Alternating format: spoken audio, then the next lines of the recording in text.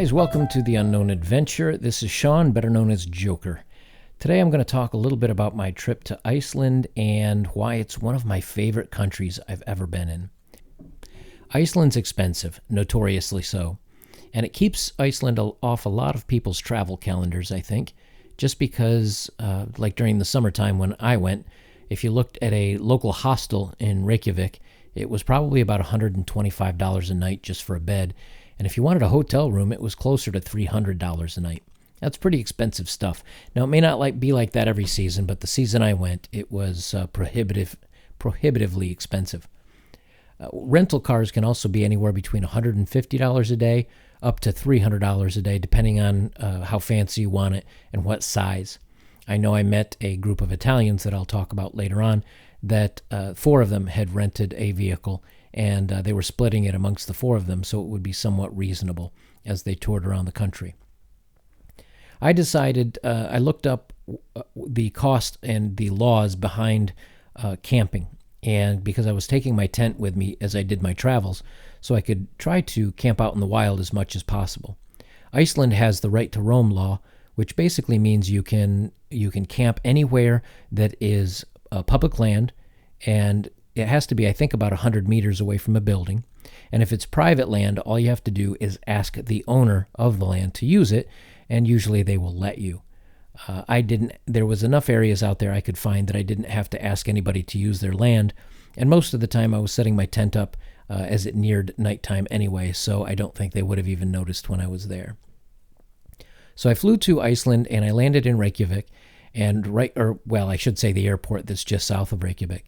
And right off the bat, I knew it was going to be expensive. The ticket to go from the airport into the city was, I think, if I remember correctly, was about $30, $20, $25, $30. And it wasn't extremely far. I don't remember how far it was right off the top of my head, but I knew that I was trying to do this as cheaply as possible. So I decided to lace up my backpack and tighten it up and start walking. So I'd maybe walked about 5 or 6 miles, which is about 8 or 9 kilometers. And a guy, I wasn't even hitchhiking, I didn't even stick out a thumb. A guy that was delivering windows happened to be by, and I was in an area that had a dip off the road. And so he pulled over and stopped and asked me if I wanted a ride to Reykjavik. And I said, sure. So hitchhiking is so easy there. You literally don't even have to ask for a ride. Sometimes people will just pull over and offer you one. And that happened several times on my trip. So I hopped in with this guy, and he took me to the main city proper, and he showed me the grocery stores. There was a Bonus grocery store and another one called Netto. And Netto's got a little bit better selection, but it's more expensive, and Bonus is kind of the cheaper generic one. Food's pretty reasonable for purchase, so I stocked up on a few things to carry along with me, because grocery stores in between cities are non-existent. As a matter of fact, gas stations basically aren't even non-existent. So by then it was close to noon. He showed me around the city and showed me where the embassy was, and really friendly guy, explained kind of the history of the area. And this was, again, while he was delivering windows. He just decided to take an hour out of his day and entertain an American walking around his country. So I had to get out of the city before nightfall. Well, let me correct that. There is no nightfall in the summertime. I had to get out of city before too late, because I was going to be pretty tired and want to set up my tent. So I walked north for about 20 miles, which is 36 kilometers, which is enough that I could get out of town and put my tent up amongst an area of pine trees. It was really beautiful. And so the next day, stayed overnight, and like I said, it doesn't get dark. It was cloudy for, I think, 26 of the 30 days I was in Iceland. Overcast, wind blowing. It was quite rainy and quite wet most of the time, but still well worth it. But the sun never really sets. It just kind of goes down to the horizon about midnight, and this was in June 26th is when I got there. So it kind of sets about halfway down below the horizon, slides for 3-4 hours at half above the horizon, and then pops right back up. So you never really get full darkness. Anyway, I continued on the next morning, and had only gone a mile or two, stuck out my thumb, and a Parisian and an American in a car picked me up. And they took me all around the southwestern peninsulas. We spent the majority of the day doing that. We checked out some waterfalls. We took pictures of a cave that had a waterfall that was coming through it and had glacial ice kind of falling through the top of it. And we went down to see the beach, and just, I mean, it was just beautiful. It was a very kind of rolling hills cliffside, and you could just about see forever over that coast. It was really, really beautiful. They dropped me off back on the main route later on that day. It was around 6 p.m. And I walked about, I'd say, 5 miles until I found a rest stop. And that's an area where you could sit on a picnic table and eat or put up a tent. So I popped my tent down. There wasn't much room left because there were 4 tents up already, and there were 4 Italians that were sitting, and they were boiling coffee, making coffee, and drinking wine, and eating all their food. And so I set up my tent, and one of them came over and knocked on my tent, asked if I wanted to have some coffee and some wine with them. So that was a woman and her fiance and his 2 brothers. So the 4 of us, I got to share stories from Italy. They lived near the Swiss or the Italian side of the Alps, and they were really nice. Even gave me their information. So later on when I got to Italy, I could see if I wanted to maybe go skiing with them. I did try to contact them when I went to Switzerland, but they weren't available. So spent the night there, and then I continued on up the main Route 1.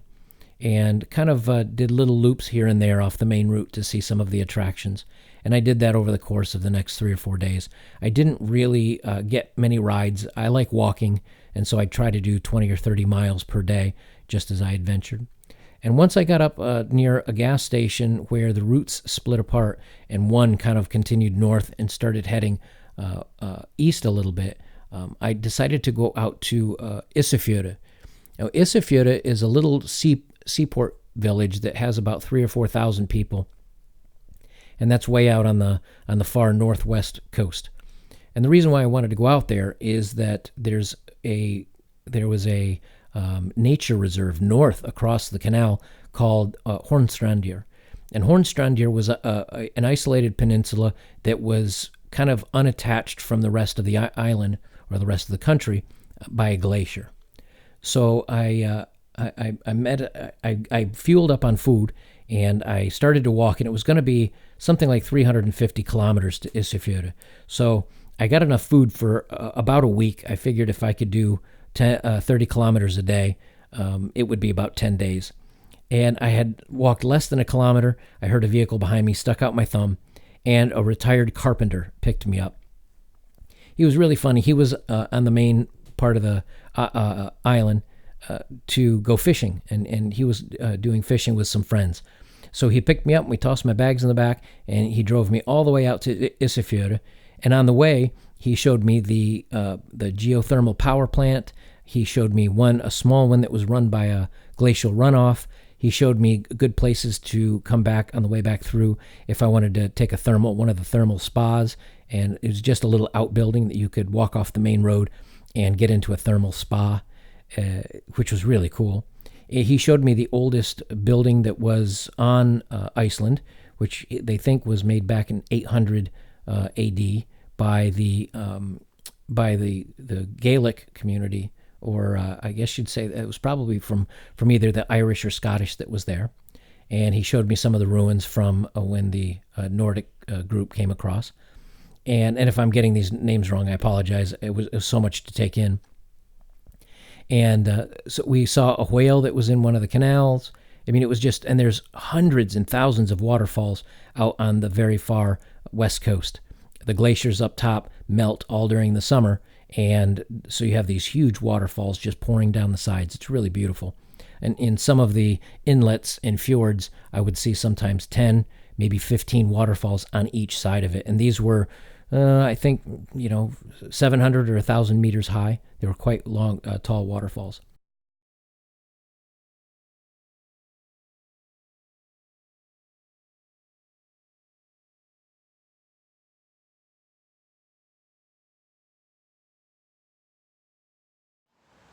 Me?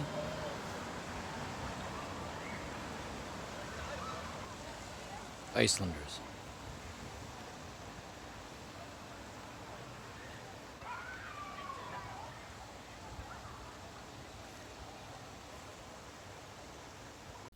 So we get in Isafjorda. He dropped me off. I found a place to camp, stayed for a few days, met the locals. Really nice area. I stocked up on 10 days worth of food. And then I got my tickets to go over to Hornstrandir. Hornstrandir was pretty much the whole reason I was so excited to go to Iceland. It was a nature reserve that is very isolated and has some of the most beautiful seaside cliffs, hills, just really beautiful land. And there's no electricity. There's a few homes. Those are homes that are largely left over and only used for a couple months in the summer. But they don't have electricity. They don't really have plumbing. They don't have running water. There's no cell reception. Even GPS really struggles up there because you're only a couple of miles away from the Arctic Circle. So we loaded up on a ferry boat that would take us across. And when we got there, we throw our backpacks and jumped into a very small, I guess you'd call it like an air raft, and they'd buzz us over and drop us off. And they had about 4 or 5 different drop-off points, depending on where you wanted to be let off. So I chose one that I thought was pretty isolated, and they ran me to the coast and dropped me off. So you have to get your water from runoff and from the glaciers melting. They don't have any running water, and you have to use the bathroom in nature, except when you're in the camps. So they dropped me off in a little isolated area, and it was me and one other person that was dropped off. And they dropped you off at the beach. And from there, to get to the next location, you kind of have to go up and over a hill. I wouldn't call it really a mountain because it wasn't sharp at the top or anything like that. But you had to cross over a hill that was, I think, about 2,000, or maybe it was 1,000. Correction. You had to hike up over a hill that was about 700 meters high, 2,100 feet or so. And that was usually about 5 kilometers. And then after going over the crest, it would drop down into a valley. Beautiful valleys. I mean, the views were amazing. And the only way you could find your way on many of them was they'd make these piles of rocks, and you would basically have to navigate from one set of rocks to the other. That was the way that they kind of led the path, because there's no trees and there's really no grass. It's just very wet moss and lava rock. There's nothing to build a fire out of. If you get wet and you get cold, you're in trouble. It's very desolate out there. As a matter of fact, Iceland doesn't have any trees at all except for the ones that have been imported into the major cities for decorations. But once you went up to the top and then went down into the valley, you'd cross over, and you needed waterproof boots because it's very spongy and wet in some areas, and it's very sharp rocks in others. And there's no terrain to put a tent down, absolutely nowhere, because you'd either be putting a tent down into soft moss that would sink 3 or 4 inches underwater, or you'd be putting it on sharp lava rocks, which an air mattress or the bottom of your tent would never survive. So after you go, you have to go from camp to camp, basically, is what I'm saying. You don't have an option in between. So you'd hike over these beautiful fields of rocks, very rough, and you'd get to the end of the fjords, and then you'd go and find the next mountain that you had to go over. I had a map, and I had my GPS compass, or my GPS watch, but it would only tell me certain points. You just kind of had to follow all the trail markers that they left, so it was pretty challenging. And then you'd find another hill or another mountain. It was about, again, 700 meters or 2,100 feet, so you had to go up over that and then come down the backside of that, and then you'd be at another beach. And the beaches were flat enough that you could put a tent down, and they had like an outhouse or just a toilet seat on a board into the ground. That was the only place you didn't have to pack out your toilet paper.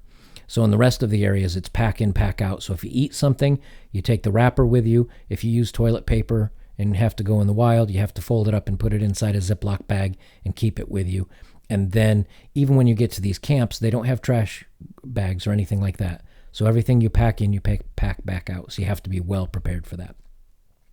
So all in all, between most of these camps was anywhere between 12 and 18 kilometers. But when you go up and down, these very rough, rocky, mountainous ranges, you're really worn out. So I did that between all the different camps for about a week. And in the meantime, every night was cloudy, or every day. It was just cloudy constantly. The wind was blowing and it was drizzling at one point or another. So you had to keep your rain gear on you. And an umbrella doesn't cut it because the winds are so strong it would just destroy an umbrella. So you definitely had to have rain gear with you. So you'd climb up and climb back down and spend the night in a camp, and then I'd head off to another one. Unfortunately, there was only one night that I was out here that I got to see the setting sun, and it was worth it. I mean, Iceland is definitely one of the areas where you can say chasing the midnight sun was very apropos, because I was staying near a lighthouse, and this was on the far west coast, or excuse me, the far east, northeast coast.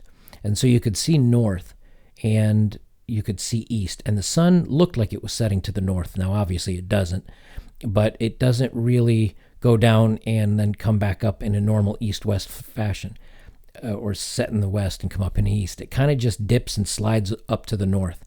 And so I was watching north, and the sun would come down and set halfway over the horizon, then slide, and then come pop right back up. So I stayed up from midnight till 3 a.m. watching it. And so it was really, really beautiful. So I spent the entire 10 days up there. I ran out of food right around day 8, which I thought might happen, but no matter how well you prepare, you're burning 5 and 6 and 7,000 calories over these hills, and it's really difficult to carry that much food because it ends up weighing a lot to try to bring those calories. I went through 2 very large jars of peanut butter and some other things that were easy to carry. I ate a lot of nuts and other things that were very dense and calorie heavy. But I think I still ended up losing a few pounds because my pants were definitely lighter when I was finished. So after I came back to the mainland, I left Isafjorda and went back out to Route 1, and then I went north. And from north, I went to an area called Miva, and the other area I went to was a little area called Equeri. Equeri is up in the north, and it's a very nice little town. It's got about 50,000 people there, and they kind of have a small movie theater and some small restaurants, but nothing that was a chain. Everything was owned by a family. So they had some fun there and got to see the view, or got to enjoy the food. And then from there, I headed past Miva, and I went to the large waterfalls. And that's where all the biggest ones are, is to the north and then to the east of that. Once I got outside to the east of Miva, I went to Godafoss. Godafoss is one of the most impressive waterfalls I've ever seen in my life. And I've been to Niagara Falls. It was just unbelievable, the amount of water and the power that this has. I could go through the names of all of them, and I would probably not do them justice. There were at least a dozen very large waterfalls that I went to. They were up in the north, kind of north central of Iceland, and they were also down towards the, I guess you'd say, the southeast. They're just breathtaking, and so I'll throw in a bunch of them here. A lot of my photos were taken vertically instead of horizontal because I was posting a lot of pictures to Instagram for my family and friends to follow along, and so that was the best format that worked there. So you'll have to forgive me for them all being vertical. But from Godafall all the way off to the east, and then I continued it around Route 1, and then from there I went down towards the glaciers. And the glaciers that they had are, again, just absolutely huge. The glaciers on the west coast are absolutely stunning as well. They were melting a little bit, and so the water was very salty and of course brackish because the fresh water of the glaciers was falling into the water, the salty water, and it would float along. But I was able to get close enough to a few of the small chunks that I could scoop them out of the water and give them a lick. It was a bucket list item that I decided I absolutely had to do at the moment, which was to say I licked a glacier. So a guy that I was riding with, he was an American, and a really friendly guy. He was a teacher that was on vacation. We kind of burned, I only had about a week left before my month was over, and so we kind of burned through a lot that was on the East Coast, but we hit the major sites. He and I went and were checking out the glaciers. We also hiked up over one of them where it had partly melted and you could step on the rock and the stone. And so we really had a good time, and it was really fun to check out. There was another place that there was an airplane wreck. I guess it was from several decades ago, There was a plane wreck that you had to walk out about 5 or 6 miles from the main road where you could park. You could only walk. And it was a black beach, a black sand beach. So we walked out there and checked out an old airplane crash. And then we swung back around and came back through to to Selfoss and some of the other waterfalls. All in all, it's the only place I think I missed is going into the center of Iceland near the volcanic national parks. While the volcano was inactive, it would be very hard to hitchhike up in there because there's not a lot of vehicles, and most of them have to be 4x4 to get in and out. So I didn't take that trip. I'd like to again at some point. But there were so many wonderful things to see that it's kind of hard to get it all in one trip. As I came back towards Reykjavik, I stopped in a few areas where they had the thermal kind of where the thermal was a little bit closer to the ground, and they would have a boiling mud, and they'd have sulfur fumes, and they'd have these piles of rocks where the out venting of gas was so strong that it would push rocks out of the ground, and they'd make these piles of rocks with steaming hot sulfur air coming out of them and water. And so you could go up, and it was extremely chilly out, and you could go up and warm your hands in the steam, but of course, being hot water, it would get you all wet, and then the minute you walked out of the steam, you'd end up freezing. But it was really interesting to see all the boiling mud, and it very much looked like you were standing on the surface of I don't know, Venus or Mars or some planet where it was very desolate, and all you saw was bubbling mud and sulfuric vents pouring out of the ground. From there, I had already booked my flight to leave, so I went and stayed a couple of more nights in one of the parks that was just a little ways away from the airport, and then I hopped on the airport and took off to Norway. And the reason why I selected Norway is because, my flight to Iceland was about $250 US, and then I could fly to Norway. I ended up going into Bergen, Norway, and that flight cost me about $80 US. So I could officially make it from the United States to Europe for about $300 one way, and that's why I decided to go that direction. So my next video I'll put together will be a little bit on Norway and going from Bergen, Norway, heading over and getting to Oslo, and then from Oslo down to Malmo, and then crossing over into Denmark.